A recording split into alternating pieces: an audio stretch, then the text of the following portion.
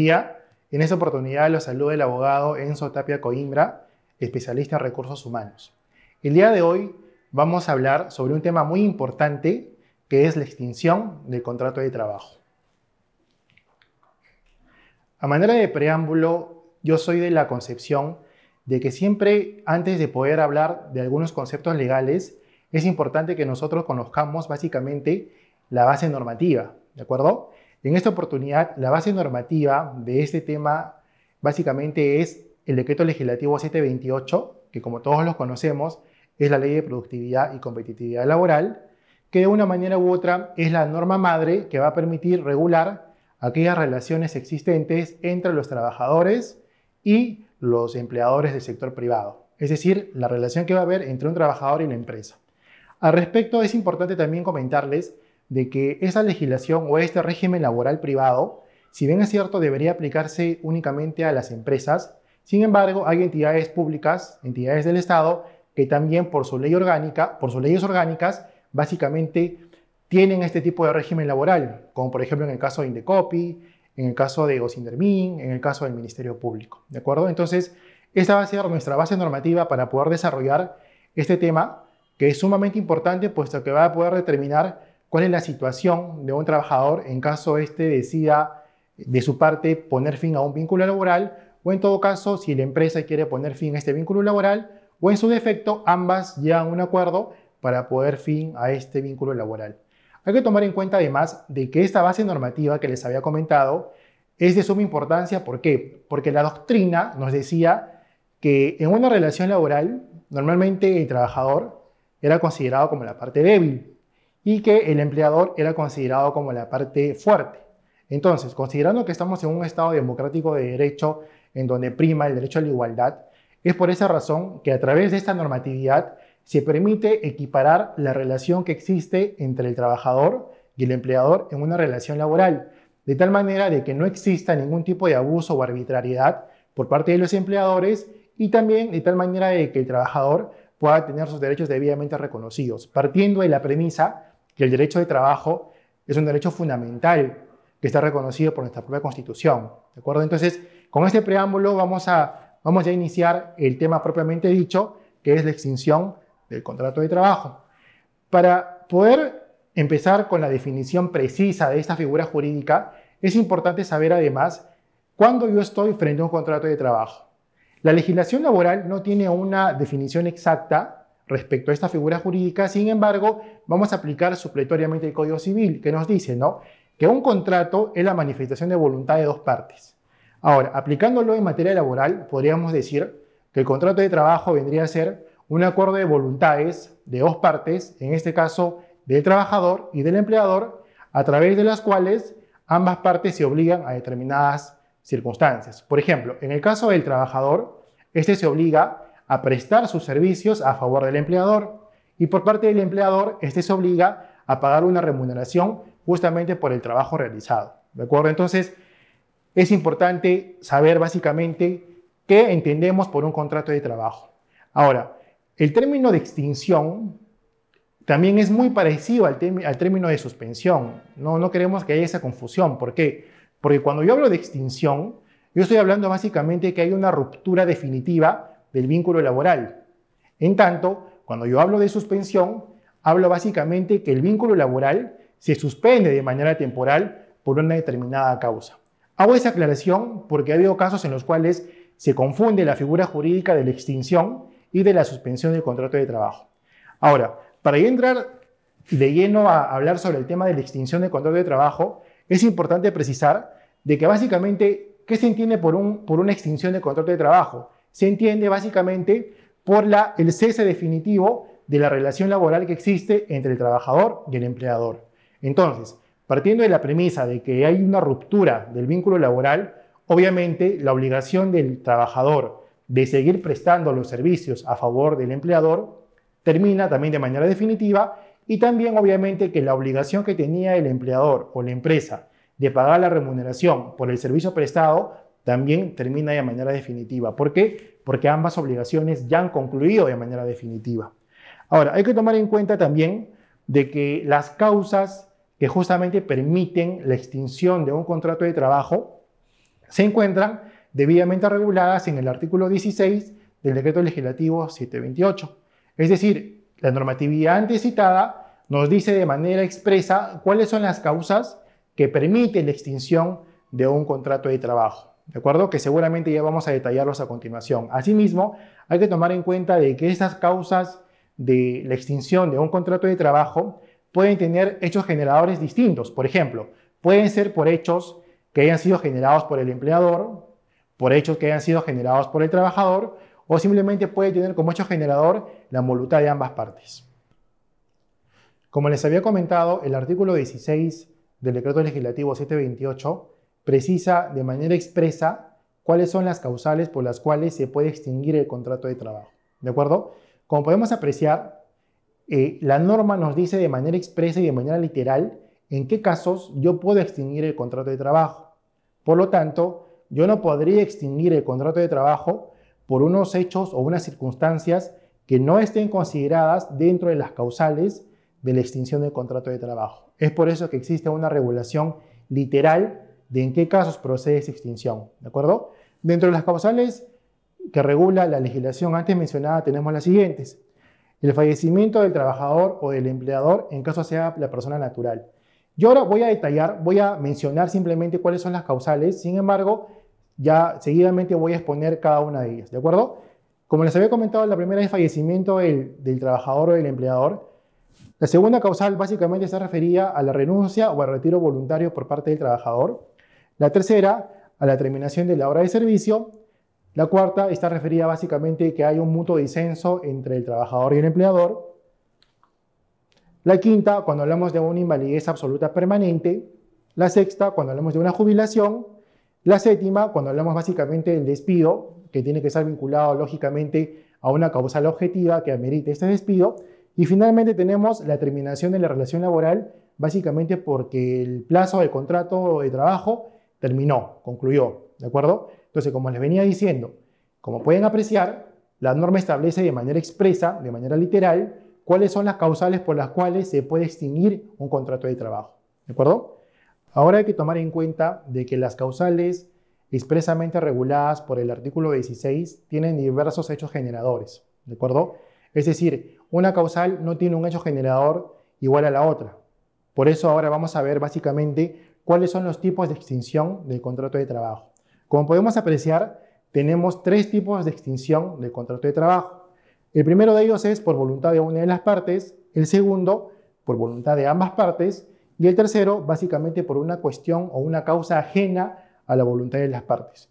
En el primer caso, por voluntad de una de las partes, como su propio nombre lo dice, básicamente este tipo de extinción se aplica cuando depende o del trabajador o del empleador. Acá tenemos dos casos, la renuncia y el despido. En el caso de la renuncia, básicamente hablamos que es una decisión unilateral del trabajador y en el caso del despido, hablamos que es una resolución unilateral por parte del empleador.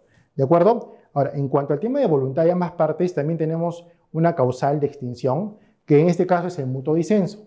Y como su propio nombre lo dice, básicamente es una causal que va a depender de ambas partes. ¿Qué quiere decir eso? Que ambas partes se van a poner de acuerdo para poder dejar sin efecto un vínculo laboral. Y finalmente tenemos por causas ajenas a la voluntad de las partes, que como podemos apreciar, son situaciones que se generan por situaciones ajenas a la voluntad de las partes, que no son previsibles en el tiempo.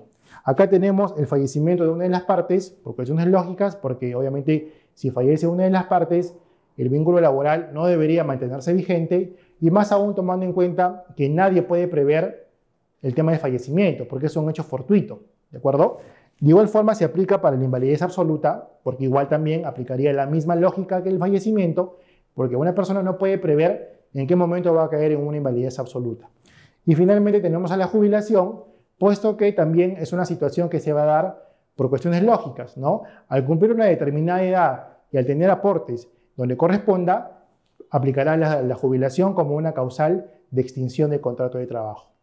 Ahora vamos a desarrollar cuáles son las causales más importantes que desarrolla el artículo 16 del Decreto Legislativo 728. En este caso vamos a hablar de la renuncia, ¿de acuerdo? Hay que tomar en cuenta que si bien es cierto, la norma de manera expresa indica cuáles son las causales, en esta oportunidad vamos a desarrollar las que considero que son más importantes y más aplicables en el día a día de una relación laboral. Vamos a empezar por la renuncia, que como les había comentado hace un momento, básicamente la renuncia viene siendo una figura jurídica que permite al trabajador, de manera unilateral, poner fin al contrato de trabajo. ¿Qué quiere decir eso? Yo, trabajador, ya no quiero trabajar en la empresa y por lo tanto, a través del procedimiento que me indica la norma, yo puedo renunciar a esta. Hay que tomar en cuenta además de que este derecho de renuncia, porque para mí es un derecho, porque es una facultad, es una prerrogativa que yo como trabajador tengo, se encuentra parada en la Constitución. ¿Por qué? Porque existe la libertad de trabajo. Es decir, absolutamente nadie puede obligarte a trabajar para una determinada persona o para un determinado tiempo, ¿de acuerdo? Es por tal razón de que yo como trabajador tengo la libertad de poder elegir dónde trabajo, bajo qué condiciones trabajo y también en qué tiempo trabajo. Porque por último, si por ejemplo yo no estoy de acuerdo con unas condiciones que me plantea la empresa, yo no tengo la obligación de firmar un contrato. He ahí la posibilidad pues de que la libertad que uno tiene de poder decidir dónde trabaja y hasta cuándo se encuentra reconocido en la propia Constitución. Ahora, para entrar ya a una concepción legal respecto a la renuncia, la normatividad básicamente nos indica de que esta figura jurídica, como les había comentado, deviene siendo en una decisión unilateral que justamente tiene el trabajador de suspender su obligación de prestar el servicio a favor del empleador. Como les había dicho hace un momento también, cuando hablamos de un contrato de trabajo, hablamos del acuerdo de voluntad de dos partes, ¿de acuerdo? La del empleador y la del trabajador, en la cual el empleador se obliga a pagar la remuneración y el trabajador se obliga a prestar el servicio. Entonces, justamente a través de la renuncia, el trabajador que está diciendo, ¿sabes qué? Yo voy a renunciar a la obligación que tengo contigo de seguir prestándote el servicio. ¿De acuerdo? Entonces, es la figura de la renuncia. Ahora, hay que tomar en cuenta además de que para que esta renuncia pueda hacerse efectiva, hay un procedimiento que debe de seguirse. Y justamente este procedimiento también lo regula de manera expresa la propia normatividad. Es decir, si yo como trabajador, yo no cumplo con el procedimiento que me establece la norma, probablemente no logre renunciar de la forma como yo estoy pretendiendo. Básicamente por un tema de plazo, ¿no? Entonces, según ello, la normatividad también nos establece cuál es el procedimiento que yo debo de seguir para poder presentar mi carta de renuncia. Y tenemos los siguientes casos. La renuncia simple y tenemos la renuncia con la solicitud de exoneración de los 30 días. Esto partiendo bajo la premisa de que la norma nos exige que si yo renuncio, tendría que hacerlo con una anticipación de 30 días. Y en este caso estaríamos hablando de una renuncia simple, ¿no? Que sería lo ideal. Lo ideal sería que yo renuncie con los 30 días de anticipación que me exige la normatividad. Por ejemplo, Miguel Torres presenta su carta de renuncia el 1 de agosto, indicando que trabajará hasta el 1 de septiembre de ese año como su último día de trabajo. Como podemos apreciar, los 30 días básicamente es desde el momento que yo presente mi carta de renuncia hasta el momento que se hace efectiva la renuncia propiamente dicha. ¿De acuerdo? En el primer caso no tenemos ningún inconveniente. ¿Por qué? Porque el trabajador cumplió con los 30 días. El detalle básicamente es en el segundo caso, cuando la renuncia básicamente está amarrada a una solicitud de exoneración de los 30 días. ¿Qué significa esto? Si yo como trabajador quiero renunciar, pero no quiero respetar los 30 días porque de repente encontré un mejor trabajo y la nueva empresa me dice que me quiere tener en 15 días, lógicamente no voy a tener la posibilidad de cumplir con los 30 días. O de repente puede darse también que por cuestiones netamente familiares yo tenga la necesidad de renunciar de manera inmediata a la empresa. ¿De acuerdo? En ambos casos que les he planteado, obviamente no vamos a estar acorde a los 30 días. ¿Por qué? Porque son situaciones ajenas a la voluntad, en este caso del trabajador. ¿De acuerdo? Ahora, hay que tomar en cuenta que si yo soy consciente de que no tengo la amplitud de los 30 días para poder renunciar, en estos casos, ¿qué voy a hacer como trabajador? Voy a presentar mi carta de renuncia y en la misma carta de renuncia yo voy a solicitar al empleador que me exonere del plazo de los 30 días. ¿De acuerdo? Es decir, le voy a decir, ¿sabes qué, empleador? Voy a renunciar, pero quiero que me exoneres de los 30 días que exige la norma. Y seguramente ahí en la carta de renuncia justificará pues cuáles son las razones por las cuales está solicitando esta exoneración, ¿de acuerdo? Ahora, hay que tomar en cuenta que cuando se presenta esta situación, ¿qué quiere decir eso? Cuando solicito la exoneración de los 30 días, puede darse tres supuestos, ¿de acuerdo? El primer supuesto, que justamente es de lo que habíamos hablado, de la renuncia simple, es de que yo presento mi carta de renuncia, solicito la exoneración de los 30 días y el empleador acepta la renuncia y como consecuencia de ello, acepta la exoneración de los 30 días. En ese caso, no tenemos ningún problema porque existe voluntad de ambas partes, ¿de acuerdo? Ahora, ¿qué pasa, por ejemplo, si es que yo presento mi carta de renuncia y el empleador no acepta mi solicitud de la exoneración de los 30 días? En esos casos, obviamente estaríamos frente a un problema. ¿Por qué? Porque el empleador me está diciendo, ¿sabes qué? Voy a aceptar tu carta de renuncia, pero debes de trabajar los 30 días que te exige la norma. Por lo tanto, no te va a aceptar la solicitud de la exoneración de los 30 días. En ese punto y en ese supuesto hay que tener bastante cuidado. ¿Por qué? Porque si yo, trabajador, soy consciente de que la empresa o el empleador no aceptó la solicitud de la exoneración de los 30 días y en caso yo deje de trabajar o deje de asistir a mi centro laboral, probablemente la empresa me despida por inasistencia injustificada. ¿Por qué? Porque en tanto la empresa no me acepte la exoneración de los 30 días, yo todavía sigo siendo trabajador de la empresa, por lo tanto, la obligación de prestar mi servicio como trabajador se mantiene vigente. ¿De acuerdo? Entonces, ese es el segundo supuesto. Ahora, el tercer supuesto también que puede ocurrir es básicamente que yo presente mi carta de renuncia. En la carta de renuncia yo solicite la exoneración de los 30 días y el empleador no emita ningún pronunciamiento al respecto. ¿Qué nos dice la norma? Que desde el momento que yo presento mi carta de renuncia, el empleador o la empresa tiene 3 días para poder emitir un pronunciamiento. Es decir, la empresa tiene 3 días para decirme si apruebo o no mi solicitud de exoneración de los 30 días. Ahora, pregunta, doctor, ¿qué pasa si es que la empresa no me responde después de los 3 días? ¿Qué quiere decir eso? Que pasaron los 3 días y no tengo un pronunciamiento por parte de la empresa. La norma te dice de que si la empresa no se pronuncia en el plazo de 3 días, se presume de que existe una aceptación tácita por parte del empleador de tu solicitud de exoneración. En síntesis, si yo presento mi carta de renuncia, solicito exoneración de los 30 días y simplemente pasan los 3 días y la empresa no emite ningún pronunciamiento, yo como trabajador doy por entendido de que mi solicitud de exoneración de los 30 días ha sido debidamente aceptada por la empresa. ¿De acuerdo? Ahora, en la siguiente figura jurídica que vamos a hablar, básicamente está referida al despido. ¿De acuerdo? El despido también es una de las figuras jurídicas más utilizadas al momento de extinguir un vínculo laboral entre el trabajador y el empleador. Del mismo modo, es importante indicar de que el despido constituye siendo básicamente una decisión unilateral del empleador de poner fin al vínculo laboral. ¿Se acuerdan que hace un momento les había comentado, ¿no?, que la renuncia es una decisión unilateral del trabajador? En el caso del despido hablamos que es una decisión unilateral de la empresa.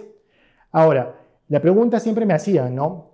Pero la empresa tiene la facultad, la empresa tiene la prerrogativa de poder despedir a un trabajador, y la respuesta es sí. Pero obviamente eso aplicará siempre y cuando este despido se funde en causas objetivas que puedan estar vinculados, uno, a la capacidad del trabajador o a la conducta del trabajador. Ahora, la pregunta es, ¿cuál es la base normativa que permite que el empleador despida a un trabajador? La propia Constitución y también el Decreto Legislativo 728. ¿Por qué? Porque la Constitución, al hablar de una libertad de trabajo, también le faculta, en este caso al empleador, de que si el trabajador, por cuestiones de capacidad o conducta, no da la talla para un determinado puesto, también tiene la posibilidad de poder dejar sin efecto este vínculo laboral. Incluso, el Decreto Legislativo 728 hace referencia básicamente a la capacidad de dirección que tiene el empleador. Y dentro de la capacidad de dirección que tiene el empleador, justamente tiene la capacidad de poder despedir. ¿Por qué? Porque el empleador, en este caso, como entidad, como organización, tiene la facultad para hacerlo, siempre y cuando, como les había comentado, se base pues en causas objetivas que justamente motiven este tipo de circunstancias, ¿no? Más aún tomando en cuenta que el empleador tiene esa potestad sancionadora, porque el despido de una manera u otra vendría a ser una especie de una sanción, ¿no? Si, por ejemplo, el trabajador se porta mal o el trabajador perdió la capacidad para la cual yo la contraté, es una especie de sanción, porque imagínense, si el empleador no tuviera la capacidad o no tuviera la facultad de poner fin al vínculo laboral, eso dejaría a libre albedrío que los trabajadores puedan cometer conductas irregulares en contra en este caso, del empleador. Y justamente para evitar eso es que la norma le da la facultad para que el empleador pueda poner fin al vínculo laboral a través, en este caso, del despido, ¿no? Asimismo, hay que tomar en cuenta de que el despido, como les había comentado, tiene que estar necesariamente vinculada a causas objetivas. Es decir, yo no puedo sustentar mi despido en causas objetivas. No se trata de que si me guste o no, no. Tiene que ser necesariamente en base a causas objetivas. Ahora, estas causas objetivas están vinculadas a dos factores. Primero, a la capacidad del trabajador. Básicamente se refiere a la capacidad física o a la capacidad intelectual que debe tener un trabajador. Que, por ejemplo, si yo, como trabajador, pierdo la capacidad física o pierdo la capacidad intelectual o pierdo la capacidad de tomar decisiones por un accidente o un tema médico, obviamente que en este caso ya no tengo la capacidad para seguir prestando el servicio. Por lo tanto, corresponde un despido vinculado a la capacidad del trabajador. El otro factor que está vinculado a esa capacidad objetiva es básicamente la conducta, ¿de acuerdo? Entonces, esta causal objetiva vinculada a la conducta del trabajador básicamente está referida a un tema disciplinario. En palabras sencillas, si por ejemplo el trabajador se porta mal o comete una falta grave, yo como empleador tengo la facultad de iniciar un procedimiento de despido para poder justamente despedirlo, valga la redundancia, de manera justa. ¿De acuerdo? Ahora, como podemos apreciar, la norma también nos dice de manera expresa y de manera literal cuáles son las causas que están relacionadas a la capacidad y a la conducta del trabajador, por las cuales yo puedo motivar un despido. Por ejemplo, ¿no? Dice, el detrimento de la facultad físico-mental, lo que les había comentado, ¿no? ¿Qué pasa si yo, trabajador, pierdo mi capacidad física o pierdo mi capacidad intelectual? Justamente en esos casos corresponde el despido por un tema de capacidad del trabajador. Tenemos también en caso de rendimiento deficiente. Ha habido casos donde los trabajadores se confían que van a estar en la empresa años de años y, motivo de ello, bajan su productividad. Obviamente que esa baja de productividad está vinculada a la capacidad y encajaría dentro del supuesto de rendimiento deficiente. Asimismo, otra causal de despido vinculada básicamente a la capacidad y a la conducta del trabajador es la negativa injustificada de pasar el examen médico. ¿Por qué? Imagínense de que un trabajador tenga una enfermedad que sea altamente contagiable y justamente el trabajador no quiera pasar un examen médico. Obviamente que esa situación o esa conducta sí amerita un despido. ¿Por qué? Porque si el trabajador tiene una enfermedad que es altamente contagiable, al permitirle que siga trabajando, yo estaría poniendo en riesgo no solamente la vida y la salud de mis trabajadores, sino pondría en riesgo la salud pública del Estado en general. Entonces, si un trabajador no quiere pasar examen médico, obviamente que también es una situación que puede generar un despido. También tenemos la inhabilitación del trabajador. Por ejemplo, ¿no? Un trabajador pues, que ha sido inhabilitado administrativamente o un trabajador pues, que ha recibido, en este caso, una condena penal por delito doloso o culposo. En esos casos, lógicamente, si el trabajador es condenado penalmente y va a estar privado de su libertad, obviamente yo tengo que extinguir básicamente este vínculo laboral y lo haré justamente a través de un procedimiento de despido. Y también una de las causales que están relacionadas objetivamente a la conducta del trabajador es la comisión de faltas graves. Hay que tomar en cuenta, señores, que al momento de especificar las causales o la comisión de las faltas graves, la normatividad, nuestra base normativa, nos indica cuáles actividades o cuáles hechos se consideran como infracciones graves pasibles de despido. Pero tomando en cuenta que la normatividad es el género, es la base, también la normatividad nos permite a las empresas poder tener un reglamento interno de trabajo. Y a lo que voy es a lo siguiente. Si bien es cierto, en la base normativa, en la ley madre, se establece de manera general cuáles son las actividades o las circunstancias que califican como infracciones graves, lógicamente, cada empresa, cada entidad es una realidad distinta. Por lo tanto, la ley madre no va a poder establecer de manera específica cuáles son los hechos o los comportamientos que constituyen siendo infracciones graves. Es por esa razón que la ley general, la ley madre, establece de manera general cuáles son las infracciones graves y da la posibilidad que los empleadores o que las empresas, a través de su reglamento interno de trabajo, pueda detallar cuáles son las conductas de sus trabajadores que pueden ser considerados como infracciones graves, infracciones leves, infracciones medias. ¿De acuerdo? Entonces, les repito, la normatividad general hace referencia de manera general a las circunstancias que son infracciones graves. Sin embargo, yo como empresa tengo la posibilidad de poder detallar en mi reglamento interno de trabajo cuáles son aquellas conductas que merecen una determinada sanción. Como toda figura jurídica, también el despido no es ajeno a ello y tiene su propio procedimiento, ¿de acuerdo?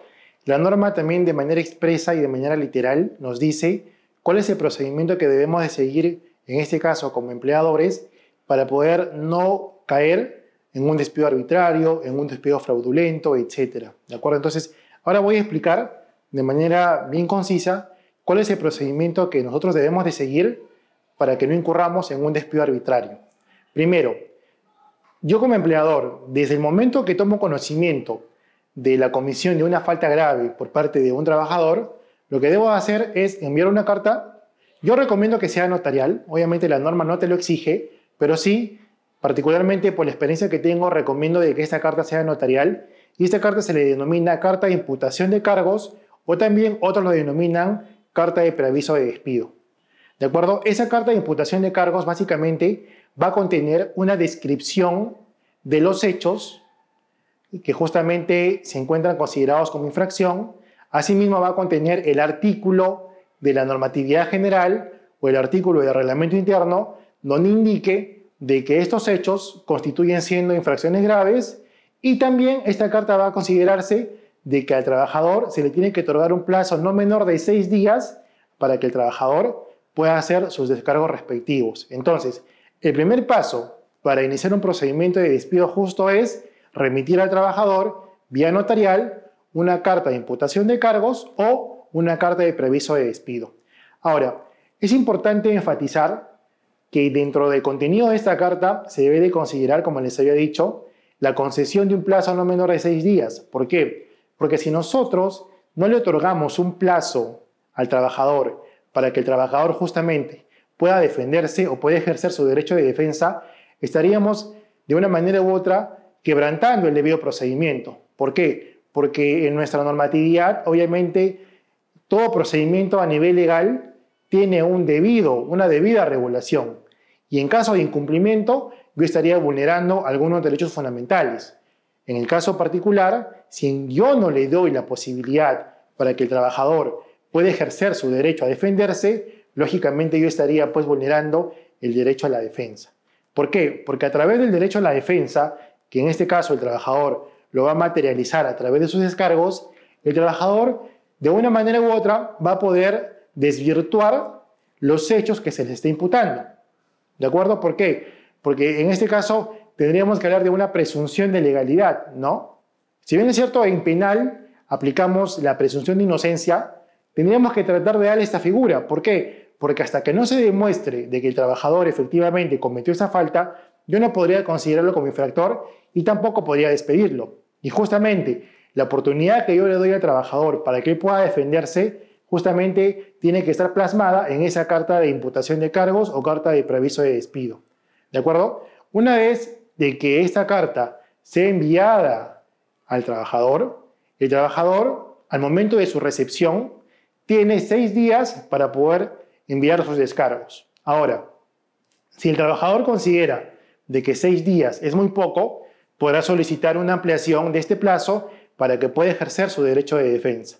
Y justamente el paso número 2 básicamente consiste en que el trabajador va a presentar sus descargos a través de un documento, ¿de acuerdo? Y en estos descargos, obviamente el trabajador hará uso de su derecho a la defensa y narrará o desvirtuará aquellos hechos que se les ha imputado. ¿Esto por qué? Porque ha habido casos en los cuales existía una mala intención del empleador de despedir de manera arbitraria al trabajador y se valía básicamente de hechos falsos. Entonces, justamente para evitar esto, para evitar abusos de derecho, justamente el trabajador a través de su carta de descargo tiene la posibilidad de poder defenderse, ¿no? De decir, yo no cometí esta falta o no se dio de esta manera. Es más, incluso lo apropiado sería que en esta carta de descargos el trabajador pueda presentar medios probatorios que de una manera u otra permitan desvirtuar justamente los hechos que se les está imputando.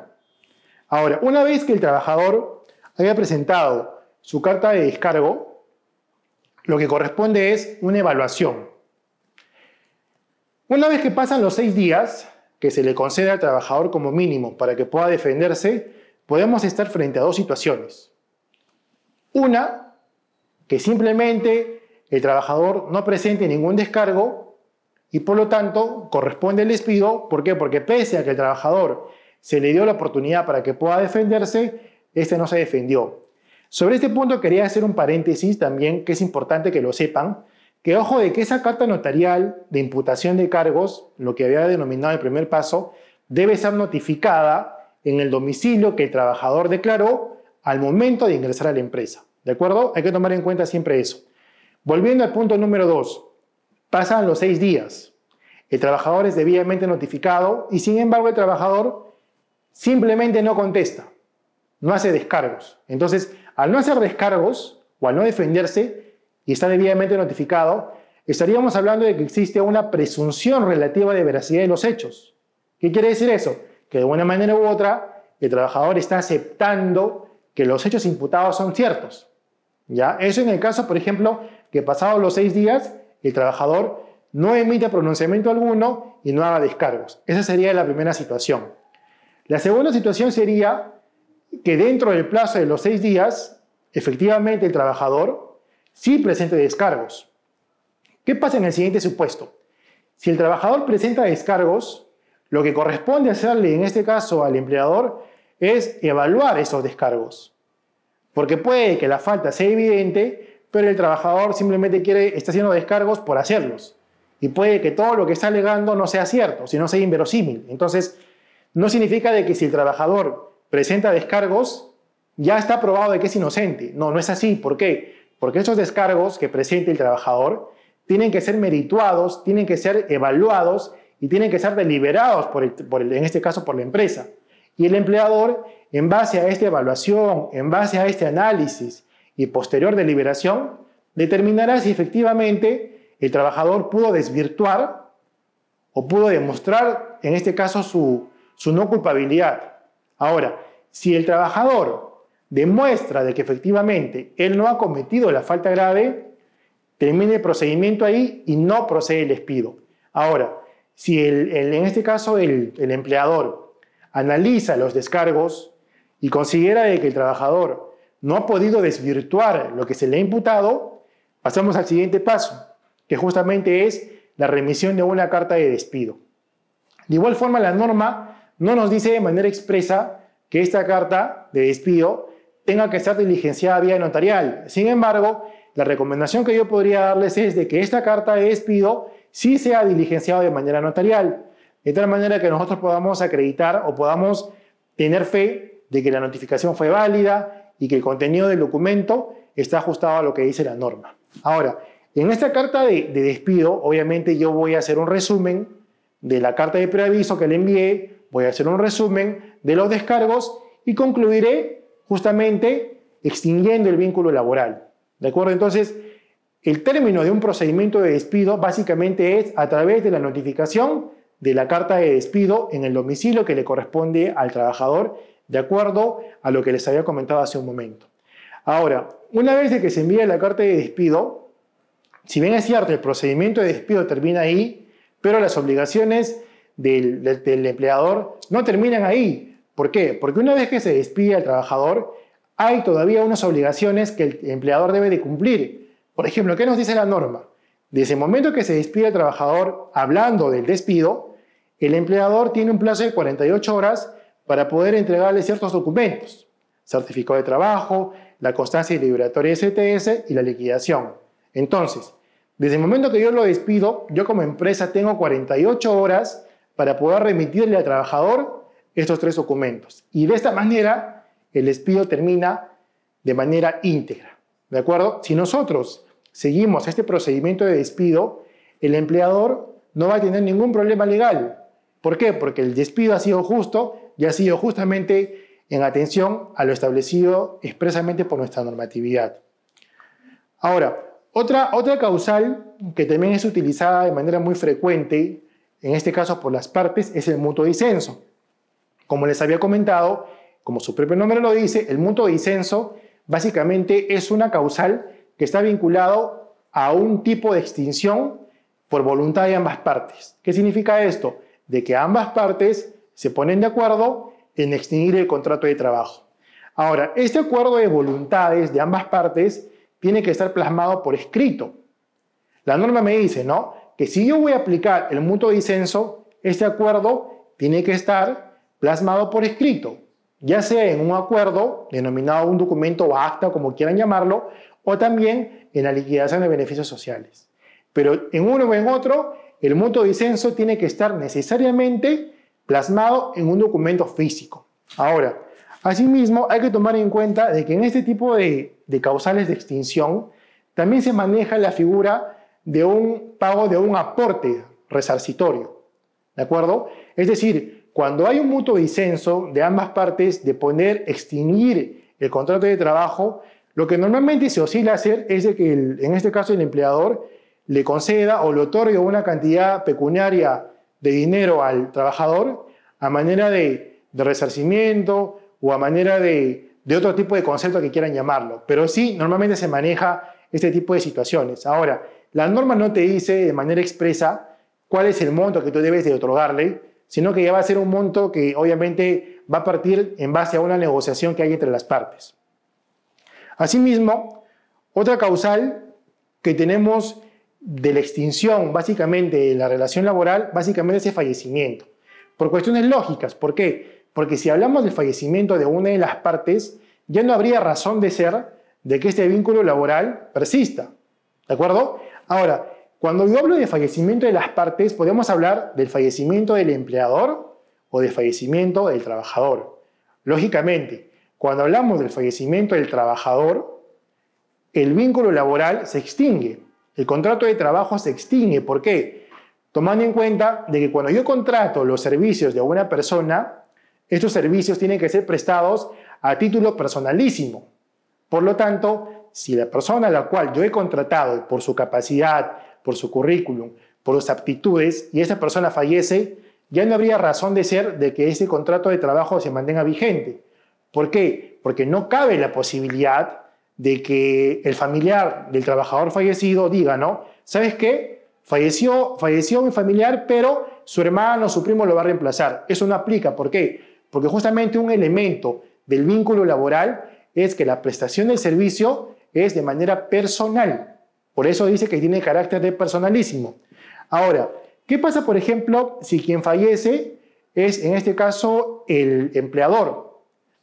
Partiendo de la premisa de que el empleador pueden ser dos situaciones.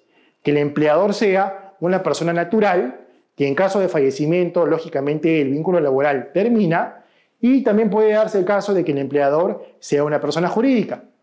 En caso que sea una persona jurídica, la norma también permite de que si los herederos, en este caso del empleador, llegan a un acuerdo con el trabajador de seguir laborando y los herederos tengan la intención de liquidar esta empresa, la norma te permite que tú puedas ampliar este vínculo laboral hasta por un plazo de 1 año.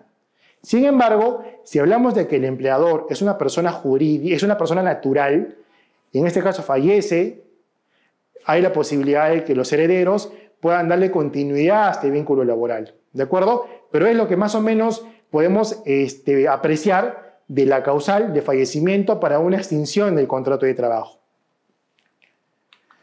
Y finalmente tenemos la causal de invalidez, que básicamente está vinculado en este caso, a la capacidad del trabajador.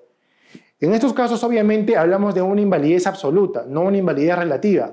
¿Por qué? Porque la invalidez relativa me permite poder seguir cumpliendo mis funciones, a diferencia que la invalidez absoluta, por su propio nombre, es absoluta. Es decir, ya no me da la posibilidad de que yo pueda seguir cumpliendo con mis funciones. Ahora, esta invalidez absoluta obviamente que tiene que tener un respaldo, ¿no? Y el respaldo básicamente es un certificado emitido por E-Salud, un informe médico emitido por el MINSA o en todo caso por la Junta de Médicos que efectivamente determine de que una determinada persona tiene básicamente una invalidez absoluta que no le permite seguir trabajando. Gracias por su atención. Síganos en nuestras redes sociales como Estale Capacitaciones y conmigo será hasta otra oportunidad. Nos vemos.